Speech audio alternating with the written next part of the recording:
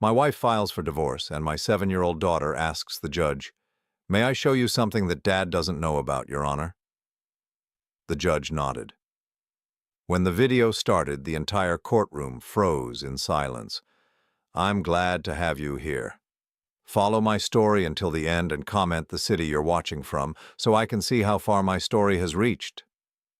I never thought my life would crumble in a courthouse on a Tuesday morning in October. My name is Dennis, I'm 63 years old, and until that day I believed I understood my world. I had been married to Amanda for 15 years, and we had built what I thought was a solid life, together with our 7-year-old daughter, Skylar. I worked as a regional sales manager for an industrial equipment company. Amanda managed a small boutique downtown, and Skylar was the light of both our lives. Or so I thought. The courthouse smelled like old wood and disinfectant. I sat in the hard wooden chair, my hands folded in my lap, trying to process what Amanda's lawyer had just said. Irreconcilable differences were the words on the papers, but sitting there, listening to him paint me as some kind of neglectful husband and absent father, I felt like I was in the wrong courtroom, hearing about someone else's life. Amanda sat across the aisle with her attorney, a sharp-faced woman in an expensive suit who kept shuffling through papers like she was building a case against a criminal. Every time I tried to catch Amanda's eye, she looked away, her jaw set in a way I'd never seen before. This wasn't the woman who used to curl up next to me on Sunday mornings or who would call me at work just to hear my voice. This Amanda was cold, distant, like a stranger wearing my wife's face. Skylar sat between us in the gallery, her small hands clutching a worn stuffed elephant she'd had since she was 3. She was supposed to be in school, but Amanda had insisted she needed to be here. I didn't understand why a 7-year-old had to witness her parents' marriage falling apart, but Amanda's lawyer had said something about the child's best interests and custody considerations. Every few minutes, Skylar would look at me with those big brown eyes, and I could see confusion there that mirrored my own. The proceedings felt surreal. Amanda's lawyer presented a timeline of our marriage that I barely recognized. According to him, I had been emotionally absent for years, prioritizing work over family, leaving Amanda to raise Skylar essentially as a single parent. He talked about missed school events, late dinners, weekend work calls. Some of it was true. I had worked hard, maybe too hard, but the way he presented it made it sound like I was some kind of monster who didn't care about his family. "Mr. Patterson," he said, reading from his notes, regularly worked 60 to 70-hour weeks, was frequently away on business trips, and showed little interest in his daughter's daily activities or emotional needs. Each word felt like a physical blow. I wanted to stand up and shout that everything I did was for them, that every extra hour at work was so Skylar could have dance lessons and Amanda could have her boutique, so we could afford the house in the suburbs with the big backyard where Skylar played. But sitting there, watching Amanda nod along with every accusation, I started to doubt myself. Maybe I had been absent. Maybe I had let work consume me. Maybe I had failed them both without even realizing it. The worst part was Amanda's demeanor. She wasn't crying or emotional like I would have expected from someone ending a 15-year marriage. Instead, she seemed almost relieved. There was a tension in her shoulders that suggested she was nervous about something but not heartbroken, not grieving the end of what we had built together. When she finally looked at me, there was something in her eyes I couldn't identify. Not sadness, not anger, but something calculating. During a brief recess, I tried to approach her in the hallway. "Amanda, please," I said, keeping my voice low so Skylar wouldn't overhear. "Can we talk about this? I know I haven't been perfect, but we can work on it. We can go to counseling. I can change my work schedule." She cut me off with a shake of her head. "It's too late, Dennis. I've made my decision." Her voice was flat, matter-of-fact, like she was discussing the weather. "You'll understand eventually." "But why now? What happened? Just last month we were talking about taking a family vacation to Disney World for Skylar's birthday." Amanda glanced around nervously, then leaned closer. "Some things can't be fixed," she whispered. "Some betrayals go too deep." Before I could ask what she meant, her lawyer appeared and guided her away, leaving me standing alone in the courthouse hallway, more confused than ever. When we returned to the courtroom, I noticed Skylar watching her mother with an expression that seemed too mature for a 7-year-old. There was something almost analytical about the way she was studying Amanda, like she was trying to solve a puzzle. When Amanda caught her looking, Skylar quickly turned away and focused on her stuffed elephant. As Amanda's lawyer continued his presentation, requesting that she be awarded primary custody of Skylar, the house we'd bought together 5 years ago, and substantial spousal support, I felt my entire world shifting beneath me. This wasn't just the end of a marriage. This was the systematic dismantling of everything I'd worked for, everything I'd thought we'd built together. But there was something else, something I couldn't quite put my finger on. The way Amanda kept checking her watch, the nervous glances she shot toward the gallery where other court cases were waiting, the way her lawyer seemed almost too prepared, like they'd been planning this for a very long time. And most disturbing of all, the way Skylar kept looking back and forth between us, her small face creased with worry about something more than just her parents' divorce. I had no idea that in less than an hour my 7-year-old daughter would turn that courtroom upside down and reveal a truth so shocking that it would change everything I thought I knew about the woman I'd loved and trusted for 15 years. As Amanda's lawyer droned on about my supposed failures as a husband and father, my mind drifted back over the past few months, searching for clues I might have missed. Sitting in that courtroom, listening to my life being dissected by strangers, I started to remember things that hadn't seemed important at the time, but now felt like pieces of a puzzle I should have solved. It had started around 6 months ago, maybe longer. Amanda had become distant in subtle ways that I'd attributed to stress. She'd always been social, chatting on the phone with her sister or friends from the boutique, but suddenly those conversations became hushed, secretive. When I'd walk into a room, she'd quickly end calls or close her laptop. When I asked about it, she'd smile that same bright smile I'd fallen in love with and say it was just girl talk or boutique drama. I remembered one evening in particular about 3 months ago. I'd come home from a business trip to find Amanda in the kitchen, her phone pressed to her ear, speaking in a voice so low I could barely make out the words. When she saw me, she immediately straightened up and said loudly, "Oh yes, that fabric order sounds perfect. Have it delivered next week." But something about her tone seemed off, rehearsed, and when she hung up, she seemed flustered in a way that didn't match talking to a supplier. Then there were the changes in Skylar. My little girl had always been cheerful and talkative, running to greet me when I came home from work, eager to share stories about school or show me pictures she'd drawn. But gradually she'd become quieter, more withdrawn. She'd still hug me goodnight, but there was something different in her eyes, like she was watching me, studying me. At the time, I thought maybe she was just growing up, becoming more observant. Amanda had started going out more often, too. Girls' nights, she called them. Book club meetings that ran late. Shopping trips with her sister that lasted entire Saturdays. I'd never been the controlling type, never questioned her need for time with friends. I trusted her completely. Maybe that was my mistake. The sleeping arrangements had changed, too, so gradually that I barely noticed. First, Amanda complained that my snoring was keeping her awake. Then she said she had been having trouble sleeping and didn't want to disturb me with her tossing and turning. Eventually, she'd moved to the guest room, just temporarily, while she worked through what she called a bout of insomnia. When I suggested she see a doctor, she brushed it off, saying it would resolve itself once work stress decreased. But the most troubling change had been in how Amanda interacted with Skylar. She'd become more secretive with our daughter, having whispered conversations that stopped when I entered the room. She'd take Skylar on errands and shopping trips that seemed to last longer than necessary. When they'd return, both of them would seem oddly quiet, like they shared some secret I wasn't part of. I'd tried to talk to Skylar about it once, about 2 months ago. We were sitting in her bedroom and I was helping her with homework when I noticed she seemed sad. "Is everything okay, sweetheart?" I'd asked, setting down her math worksheet. She'd looked up at me with those serious brown eyes and said, "Daddy, do you know when someone is lying to you?" The question had caught me off guard. That's a grown-up kind of question, Skylar. Why do you ask? She'd shrugged, suddenly interested in her pencil eraser. Just wondering. Sometimes people say things that don't match what they do. I'd made a mental note to talk to Amanda about it, wondering if Skylar was having problems with friends at school.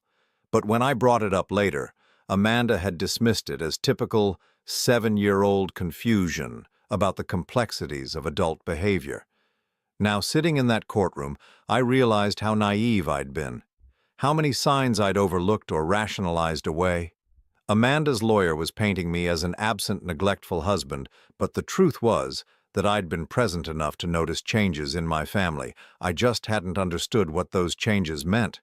During a pause in the proceedings, I glanced over at Skylar. She was sitting very still, her stuffed elephant in her lap, but her eyes were alert, focused on every word being spoken. There was something in her expression that seemed too knowing, too aware for a child her age. When she caught me looking, she gave me a small, sad smile that broke my heart. Then she did something that surprised me. She reached into her small backpack and pulled out what looked like a tablet computer. I recognized it as the one Amanda had bought her for educational games a few months ago. Skylar held it carefully like it contained something precious or dangerous. She looked from the tablet to me, then to her mother, then back to the tablet. "Daddy," she whispered, leaning closer to me, "I need to tell someone something important." "What is it, sweetheart?" She glanced around nervously, then whispered even quieter, "I have something that shows the truth." Before I could ask what she meant, Amanda's lawyer called for Amanda to take the stand. I watched my wife of 15 years stand up, smooth down her dress, and walk to the witness chair with the confidence of someone who had everything planned out. She placed her hand on the Bible, swore to tell the truth, and began answering questions about our marriage, our family, and my supposed shortcomings as a husband and father. Every word she spoke sounded reasonable, even sympathetic. She painted herself as a devoted wife who had tried everything to save our marriage, a protective mother who had finally realized she needed to put Skylar's well-being first. She talked about my long work hours, my frequent business trips, my inability to connect emotionally with either of them. Some of what she said contained grains of truth, which made it all the more painful to hear. But sitting there, listening to Amanda testify, I kept thinking about Skylar's words.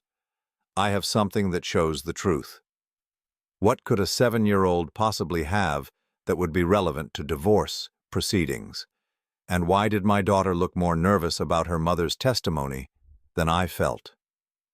As Amanda continued speaking, describing our marriage as a slow decline into emotional distance and neglect, I noticed Skylar gripping her tablet tighter.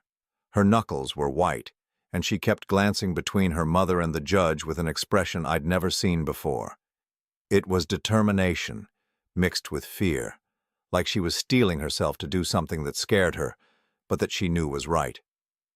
When Amanda's lawyer asked her about the effect of my supposed neglect on Skylar, Amanda's voice took on a tone I didn't recognize, something theatrical that didn't match the private conversations we'd had about parenting challenges. That's when Skylar stood up.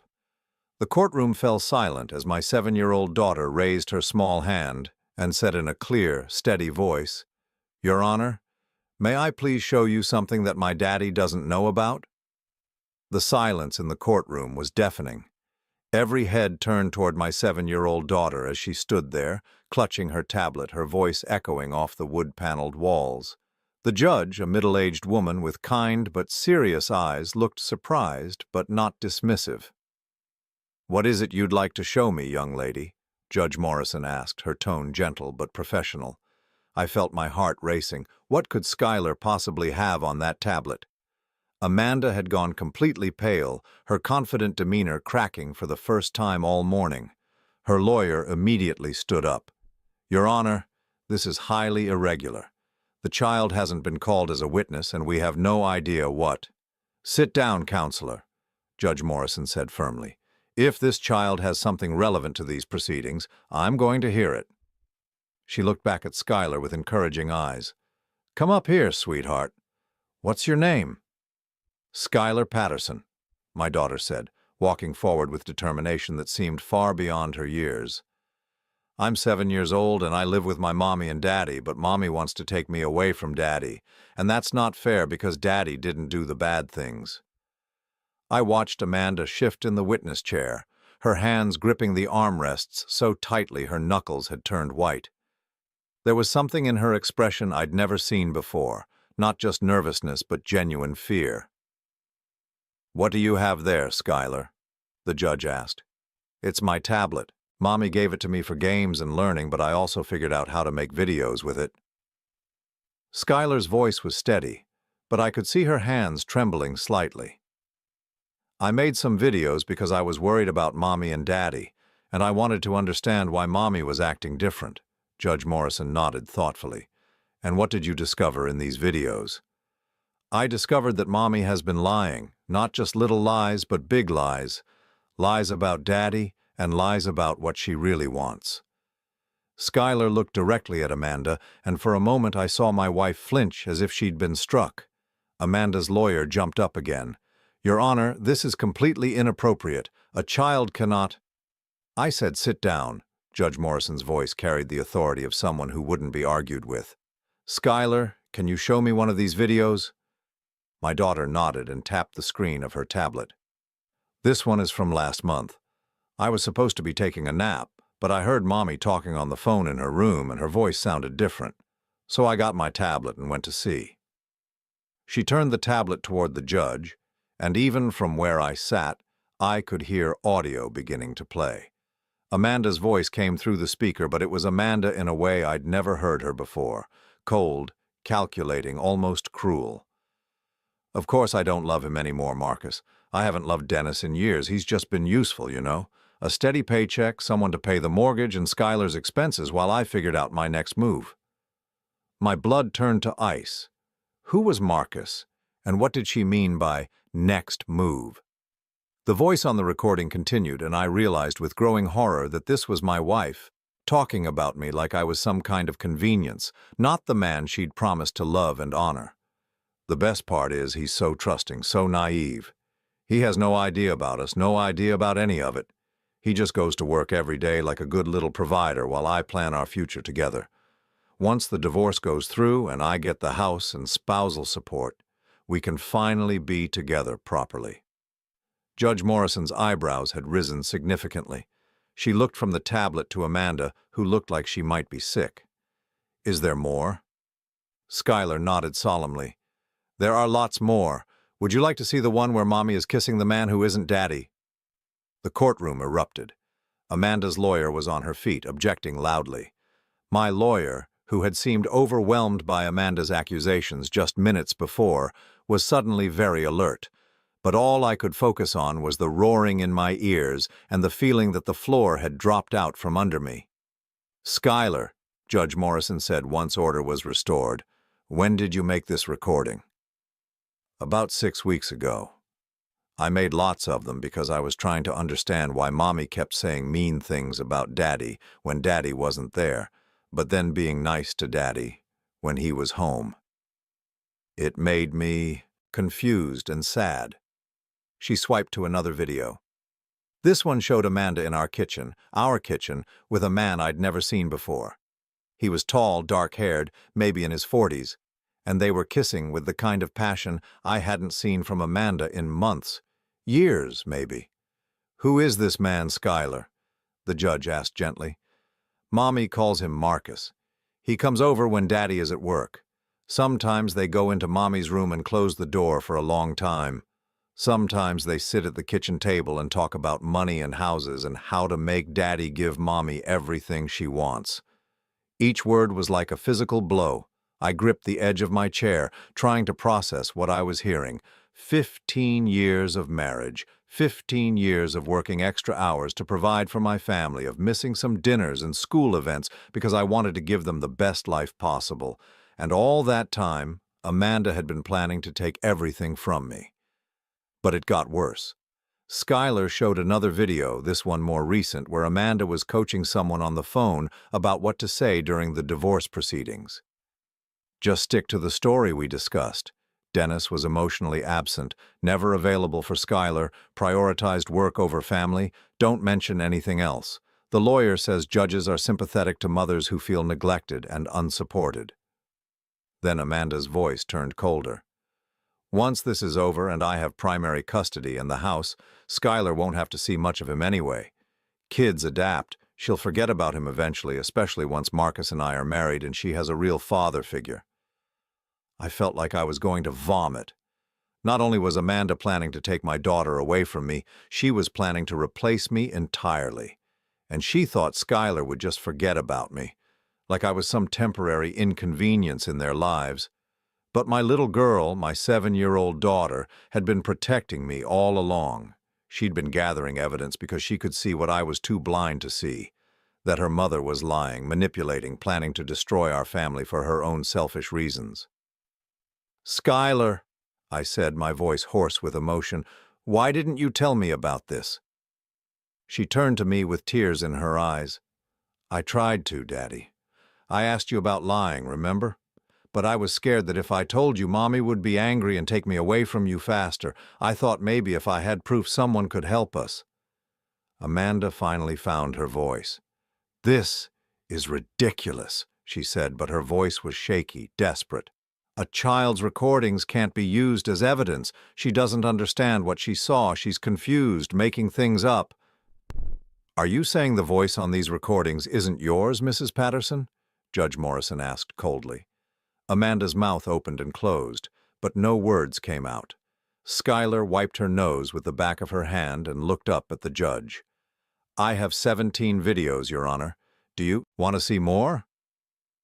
For the first time since we'd entered that courtroom, I felt something other than despair.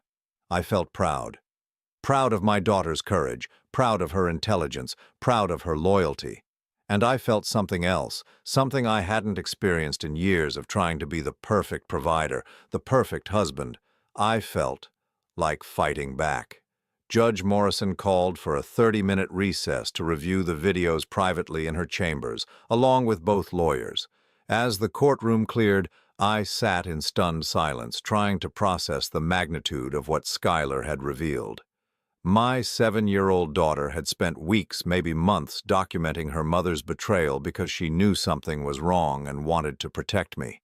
Amanda had fled to the hallway with her lawyer, their heated whispers carrying back through the partially open doors. I caught fragments: damage control, inadmissible, child's misunderstanding. But her lawyer's tone suggested they both knew the evidence was damning. Skylar climbed into the seat next to me, still clutching her tablet. "Are you mad at me, Daddy?" I pulled her close, my throat tight with emotion. "Mad at you? Sweetheart, you're the bravest person I know. But I'm so sorry you had to see and hear those things. A little girl shouldn't have to worry about protecting her daddy." She leaned against my shoulder. "I knew something was wrong when Mommy started being mean about you when you weren't there. She would say things like you didn't really love us, that you cared more about work than family. But I know that's not true because you always tuck me in and help with my homework and take me to the park on weekends." My heart ached thinking about Amanda poisoning our daughter's mind against me, even as she planned to take everything I'd worked for. When court reconvened, Judge Morrison's expression was grim. She'd clearly seen enough of the videos to understand the situation completely. Amanda looked like she might collapse, all pretense of the wronged wife finally abandoned. "Mrs. Patterson," the judge said sternly, "I've reviewed several of your daughter's recordings. Would you care to explain the content of these videos?" Amanda's lawyer whispered something to her, but she shook her head. When she spoke, her voice was barely audible. Those recordings are taken out of context, private conversations that a child couldn't possibly understand." "I see. So you're not denying that the voice on the recordings is yours?" Amanda's silence was answer enough. Judge Morrison turned to Skylar. "Sweetheart, can you show us the video you mentioned about money and houses?" Skylar nodded and pulled up another recording. This one was more recent, maybe 2 weeks ago. The audio was crystal clear. Amanda and this Marcus person sitting in what I recognized as our dining room, planning out the divorce strategy like they were discussing a business deal. The lawyer says I should ask for spousal support of at least $4,000 a month, Amanda's voice said on the recording. Dennis makes almost $90,000 a year, so it's reasonable. Plus, I want the house. It's worth about $350,000 now, and we only owe $200,000 on the mortgage. Marcus's voice responded, and hearing him speak in my house made my stomach turn. What about his retirement account? That's trickier, but she thinks we can get half of that too. He's been contributing to it for 20 years, so there's probably close to $200,000 in there. The key is making sure I get primary custody of Skylar. Once I have that, everything else falls into place. And you're sure he doesn't suspect anything? Amanda actually laughed. Dennis? He's completely clueless. He's so buried in work and so trusting that I could probably have an affair right in front of him and he'd find a way to rationalize it. He still believes we're just going through a rough patch. The casual cruelty in her voice as she discussed dismantling my life was breathtaking. This wasn't the woman I'd fallen in love with. The woman who'd cried tears of joy when Skylar was born. The woman who'd told me just last year that I was her best friend and the love of her life. But Skylar wasn't done.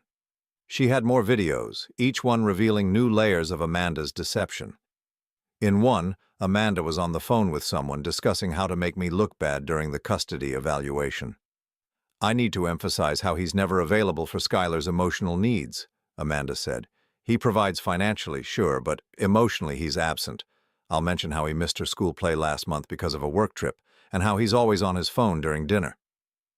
What Amanda didn't mention in that conversation was that the work trip she referenced was mandatory training that I'd tried to reschedule, and that I'd video called Skylar every night to hear about her day. She also didn't mention that I was only on my phone during dinner when she was texting me work-related questions about the boutique's finances. Another recording showed Amanda coaching Skylar on what to say if anyone asked her about her parents. If someone asks you about Daddy, just say that he works a lot and isn't home much, Amanda's voice instructed. You don't need to say anything bad, just that he's always busy with work.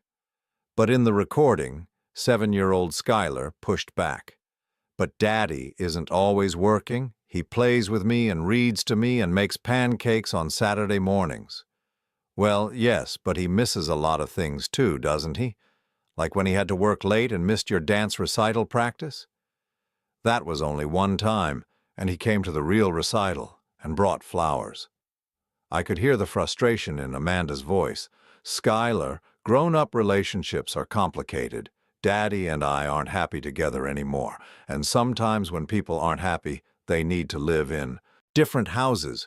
Wouldn't you rather have Mommy be happy? The manipulation was so subtle, so insidious.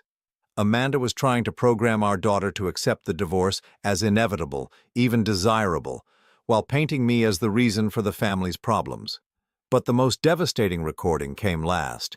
It was from just 3 days ago, 3 days before Amanda filed for divorce. In it, Amanda was talking to Marcus about their future plans.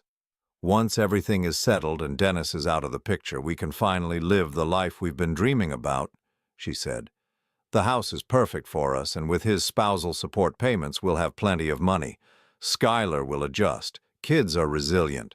And if Dennis wants to see her, he can have every other weekend. That's generous enough. What if he fights for more custody? Marcus asked. Amanda's laugh was cold. With what?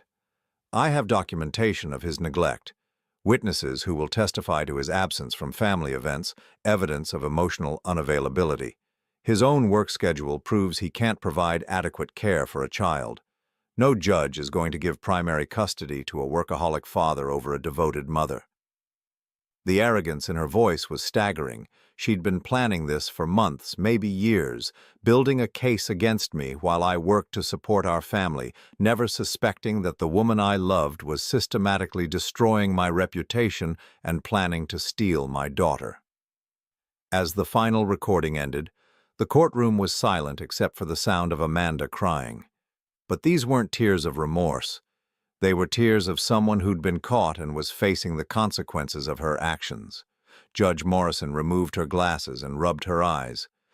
Mrs. Patterson, in my 30 years on the bench, I have rarely seen such calculated deception in a family court.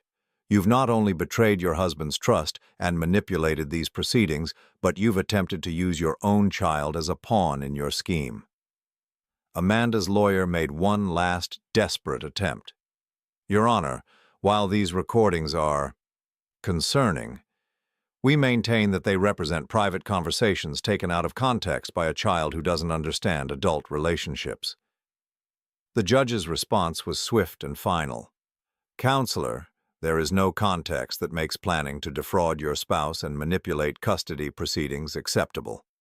These recordings show premeditated deception, adultery, and financial fraud. I'm ordering an immediate recess to allow Mr. Patterson's attorney to file appropriate counterclaims. As Amanda realized that her carefully constructed plan was crumbling, she finally showed her true nature.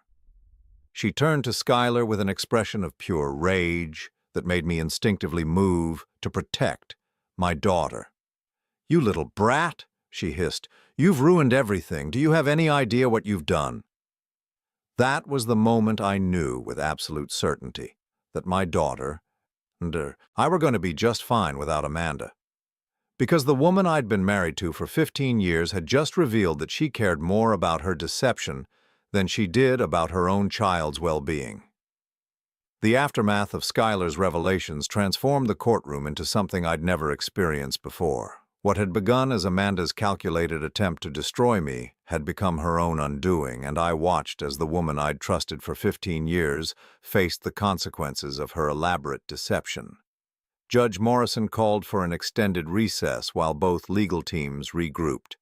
Amanda's lawyer, who had entered the courtroom that morning with confident swagger, now looked like a man whose entire strategy had just exploded in his face. He huddled with Amanda in urgent, whispered conversations, but I could see from across the room that he was essentially telling her there was no way to spin what Skylar had revealed. My own lawyer, Robert Chen, had initially seemed overwhelmed by Amanda's accusations, but now, armed with undeniable evidence of her fraud and manipulation, he was energized in a way I hadn't seen before. "Dennis," he said, pulling me aside during the recess, "this changes everything. We're not just defending against her claims anymore, we're going on the offense. What your daughter captured on those videos, it's evidence of adultery, fraud, manipulation of custody proceedings, and attempted alienation of parental affection."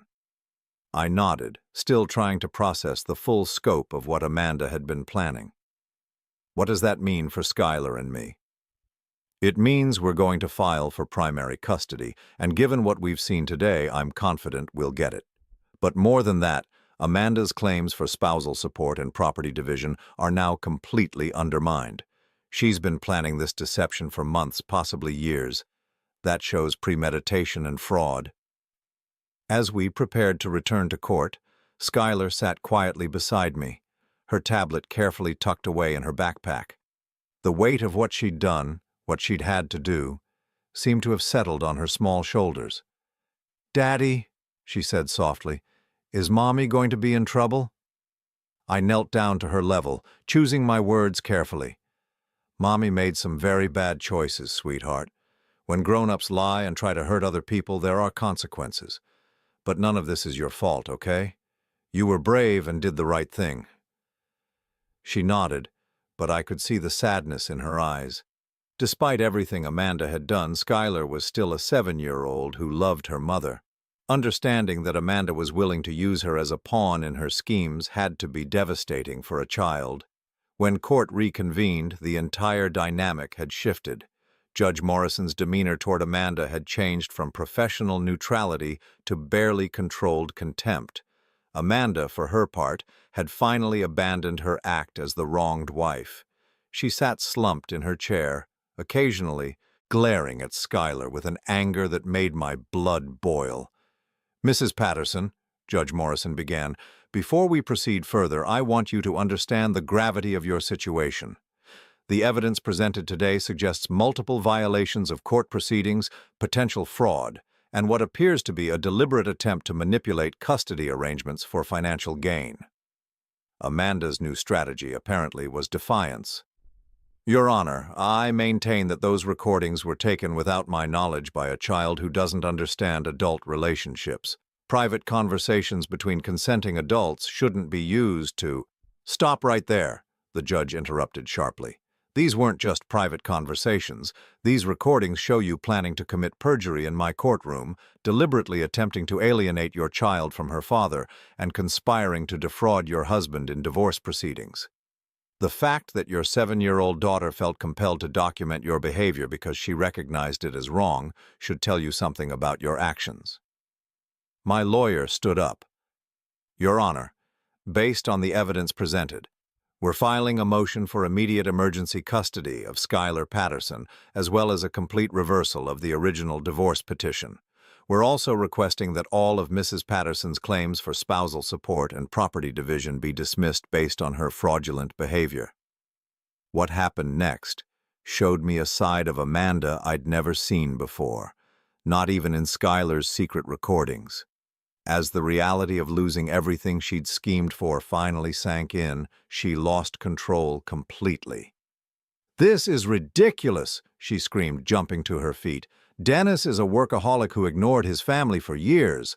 I deserve compensation for the sacrifices I made. I gave up my career to support his ambitions." Judge Morrison's voice was ice cold. "Mrs. Patterson, sit down and control yourself, or I will have you removed from my courtroom." But Amanda was beyond listening to reason. "You're all acting like I'm some kind of monster for falling in love with someone who actually appreciates me. Dennis hasn't been a real husband in years. He's emotionally unavailable, absent, more interested in his precious job than his own family."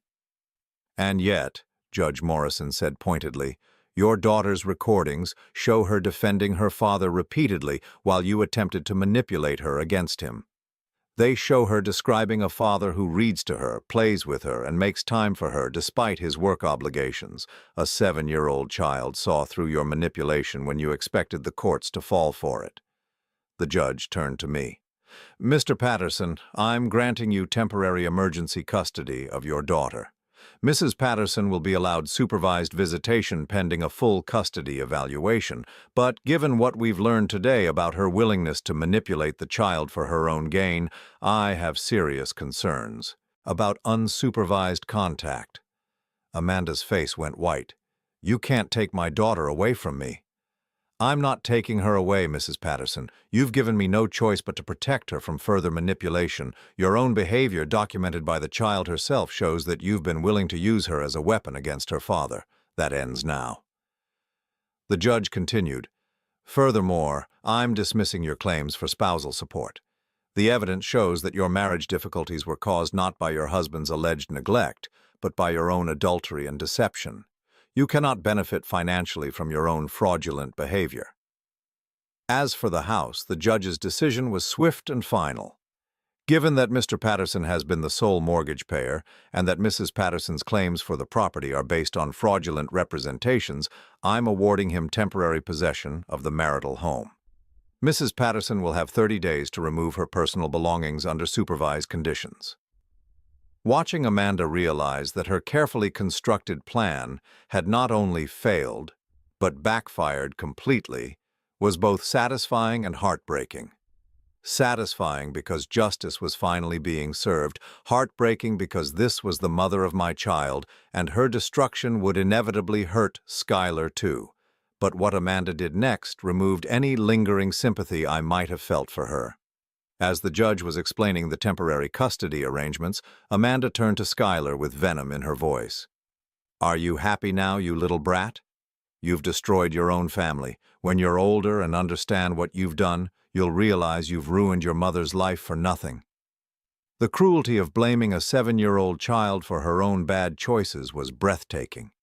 Skylar began to cry, not from fear, but from the pain of hearing her mother's anger directed at her for telling the truth. That's when something inside me finally snapped. For 15 years I'd been accommodating, trusting, willing to blame myself for any problems in our marriage. I'd listened to Amanda's accusations in court and wondered if maybe I really had been a bad husband and father. But watching her attack our daughter for her own courage made me realize that I wasn't the problem. I never had been. I stood up, my voice carrying across the courtroom with an authority I didn't know I possessed. Your Honor, I request that Mrs. Patterson's visitation be limited to professional supervised settings only. A mother who would blame a child for exposing her lies is not someone who should have unsupervised access to that child. Amanda whirled around to face me, her mask finally completely dropped. You self-righteous bastard. You think you're so perfect with your steady job and your responsible provider act, but you were boring. Do you hear me? Boring and predictable and completely inadequate as a husband. Judge Morrison had heard enough. Bailiff, please escort Mrs. Patterson from my courtroom. We'll proceed with the custody arrangements without her disruptive presence. As Amanda was led away, still shouting about the injustice of it all, I felt something I hadn't experienced in years. Not anger, not vindication, but peace. The woman who'd been poisoning our family with her lies and manipulation was finally gone, and for the first time in months I could breathe freely. Skylar slipped her small hand into mine. Daddy, are we going to be okay? I looked down at my daughter, this brave little girl who'd had the courage to stand up for the truth when the adults around her were failing, and I smiled with more confidence than I'd felt in years. Yes, sweetheart.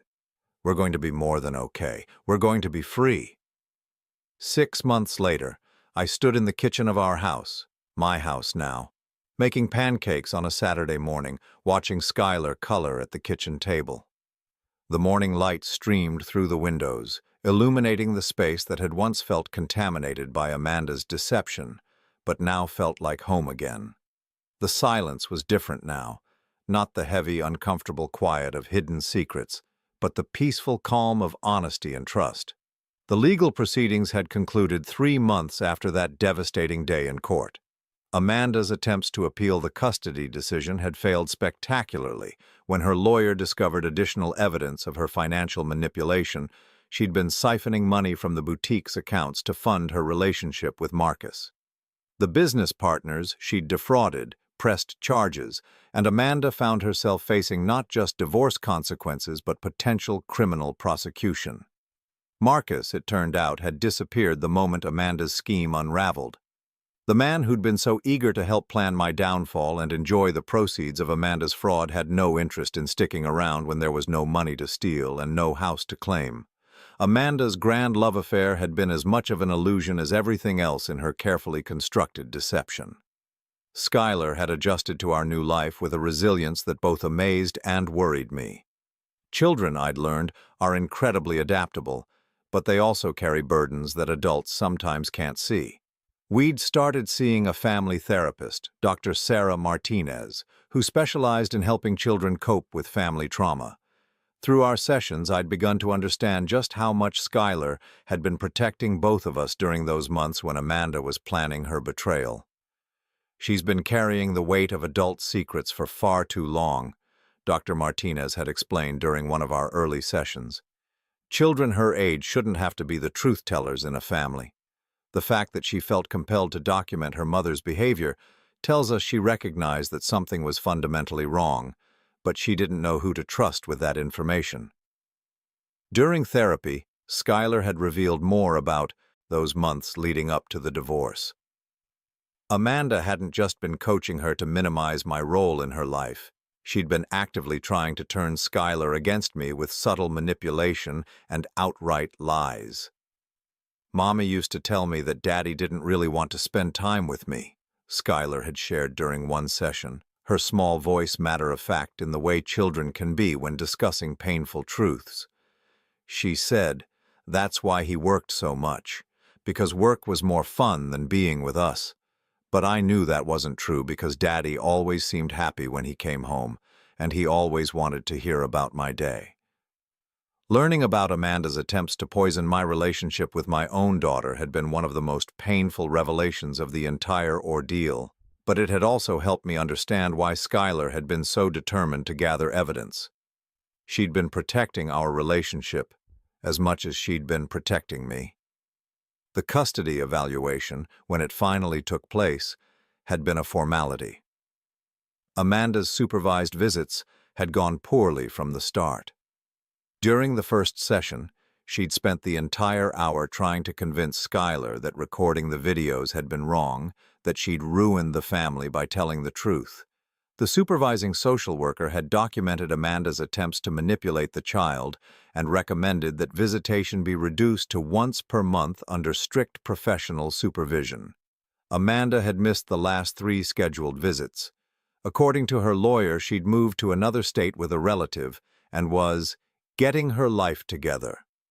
Skylar had stopped asking when she'd see her mother again. Sometimes children know when it's time to let go before adults do. The financial settlements had been straightforward once Amanda's fraud was fully documented. She'd forfeited any claim to spousal support, the house, or my retirement accounts. The judge had ordered her to pay restitution for the money she'd stolen from the boutique, though her former business partners had little hope of seeing much of it. Amanda had left town with virtually nothing, having lost everything she'd schemed to steal. I'd worried about how Skylar would handle her mother's abandonment, but Dr. Martinez had helped me understand that children often feel relief when toxic situations finally end, even when that relief comes with sadness. Skylar has been living with the stress of keeping secrets and trying to protect you for months, the therapist had explained. Now that the truth is out and she doesn't have to carry that burden anymore, she can just be a 7-year-old again. And that's exactly what had happened. Skylar had flourished once the pressure was removed. Her grades improved, she made new friends at school, and most importantly, she seemed lighter somehow. The worried, watchful expression she'd worn for months had been replaced by the carefree smile I remembered from her earlier childhood. We'd established new routines that worked. For both of us. I'd negotiated a more flexible schedule with my company, working from home 2 days a week so I could be more present for Skylar's daily life. We had breakfast together every morning, and I made sure to be home for dinner every night unless absolutely unavoidable. The work-life balance that Amanda had claimed I was incapable of maintaining had turned out to be perfectly achievable, once I wasn't trying to compensate for a spouse who was actively working against our family's well-being. On this particular Saturday morning, as I flipped pancakes and listened to Skylar humming while she colored, I reflected on how much had changed. The house felt bigger somehow, as if Amanda's negative energy had been consuming space that we could now freely occupy. We'd redecorated Skylar's room together, painting it her favorite shade of purple and hanging up her artwork. We'd turned Amanda's former office into a playroom where Skylar could spread out her toys and crafts. "Daddy," Skylar said, looking up from her coloring book, "Mrs. Chen from next door asked if we wanted to come to her grandson's birthday party next weekend. Can we go?" Mrs. Chen was an elderly neighbor who'd lived next door for over 20 years. During Amanda's campaign to paint me as a neglectful father, I'd worried that the neighbors had bought into her narrative. But after the truth came out, several neighbors had approached me to say they'd always thought Amanda seemed off somehow, too concerned with appearances and not genuine in her interactions. "Of course we can go," I said, setting a plate of perfectly golden pancakes in front of her. "That sounds like fun." She grinned, and for a moment I was struck by how much she looked like my mother, who'd passed away 2 years earlier. My parents had never quite warmed to Amanda, though they'd been too polite to say anything directly. My mother had once commented that Amanda seemed very concerned with what people thought about her, which in my mother's diplomatic way was probably a harsher criticism than it sounded. I wished my parents could have lived to see how this situation resolved. They would have been so proud of Skylar's courage and integrity. But more than that, they would have been relieved to know that their son wasn't the failure as a husband and father that Amanda had tried to paint him as. The doorbell rang, interrupting my thoughts. Through the front window, I could see Robert Chen, my lawyer, standing on the porch with a manila envelope. "Mr. Patterson," he said when I opened the door, "I have the final divorce decree. Everything's official now." I invited him in for coffee, and he explained the last few details while Skylar continued coloring at the kitchen table, occasionally offering comments about her artwork. "Amanda's attorney contacted me yesterday," Robert said. "She's formally waiving any future visitation rights. She's also relinquishing any claim to contact with Skylar, unless the child..." specifically requests it when she's older. I felt a mix of sadness and relief. Sadness for Skylar, who deserved better from her mother, but relief that we wouldn't have to navigate Amanda's continued attempts at manipulation. "What does this mean practically?" I asked. "It means you have full legal and physical custody with no restrictions. You can make all decisions about Skylar's education, medical care, everything without needing to consult Amanda. And if you ever want to move, travel, anything like that, you don't need her permission." After Robert left, I sat at the kitchen table across from Skylar, watching her carefully color inside the lines of her Princess Castle picture. "Skylar," I said gently, "you know how Mommy hasn't been coming to visit anymore." She nodded without looking up from her coloring. "Is she not coming back?" "Probably not, sweetheart. She's decided to live far away and start a new life. That means it's just you and me now. How do you feel about that?" Skylar set down her crayon and looked at me with those serious brown eyes that sometimes seemed far too wise for her age. "I feel sad that Mommy made bad choices," she said carefully. "But I feel happy that we don't have to worry about secrets anymore, and I feel safe because I know you won't lie to me." Her simple honesty nearly brought me to tears. This little girl had survived months of manipulation and emotional pressure, had found the courage to expose the truth when the adults around her were failing, and had come through it with her integrity intact. "You know what?" I said, reaching across to squeeze her hand. "I think we should celebrate. Just you and me, our little family. Want to go to the park after breakfast and then maybe get ice cream?" Her face lit up with the kind of pure joy that only children can express. "Can we feed the ducks too?" "Absolutely. And tonight we can have a movie night. You can pick whatever you want to watch." As we finished breakfast and got ready for our day together, I realized something profound had happened over the past 6 months. I'd stopped trying to be the perfect provider, the man who worked endless hours to give his family everything they might want. Instead, I'd become something better, a present father, an honest partner in my daughter's life, someone who prioritized relationship over achievement. The irony wasn't lost on me that Amanda's betrayal had ultimately freed me to become the father and man I'd always wanted to be, but had been too afraid I wasn't good enough to become. Later that evening, after we'd fed the ducks, played on the playground until Skylar was exhausted, and eaten more ice cream than was probably wise, we settled on the couch for our movie night. Skylar had chosen an animated film about a young girl who goes on an adventure to save her family, and as we watched together, I couldn't help but think about how life had imitated art. My own daughter had gone on an adventure, a dangerous, difficult journey into adult deceptions and betrayals to save our family, and she'd succeeded in ways that no one could have predicted. As the credits rolled and Skylar dozed against my shoulder, I looked around our living room. The space that had once felt tainted by Amanda's lies now felt clean, honest, peaceful. We'd survived the storm, and what remained was stronger than what had been broken. For the first time in years, I wasn't worried about the future. Whatever challenges lay ahead, Skylar and I would face them together with honesty and courage. We'd learned that truth, no matter how difficult, is always stronger than deception. And in the quiet of that Saturday evening, with my brave daughter sleeping safely beside me, I finally understood what real happiness felt like.